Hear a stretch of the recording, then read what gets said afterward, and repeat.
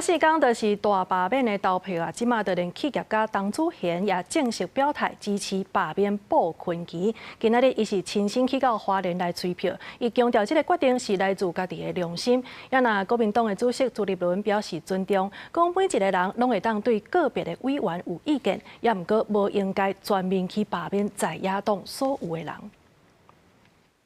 花莲子弟的骄傲，合作董事长童子贤董事长回到花莲，与我们站在一起。过4天就是726罢免投票，伫企业界头一个打出来支持大罢免的全联前总裁徐长林了后，花莲随出身的河适董事长唐子贤嘛头一个表态支持罢免在地的哪位鲍坤琪。伊讲花莲的政治变作孤芳独持，很多人都感觉很闷，好像一潭水流不动了，容易这个变脏污。不管是商业环境、政治环境，应该让年轻的一代的人才都有发挥的空间。照中选会公告，这届鲍坤琪罢免案会当投票人数是191367人。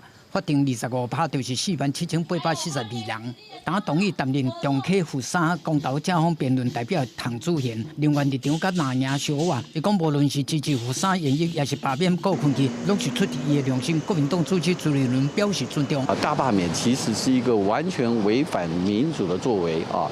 你可以对个别的委员有意见，但是不可以全面性的去罢免所谓的所有的在野党。当时阵罢免团体反共后台志工联名公布上新的影片，宣布24要伫凯都举办大型晚会，就音乐界影视界大牌友来支持。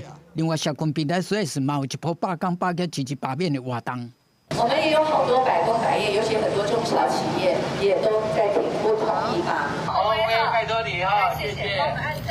南亚嘛持续车队扫过催选票反制罢免。对民进党立法院党团总调郭建明伫前一天讲，等6个党即马总算要拍倒国民党。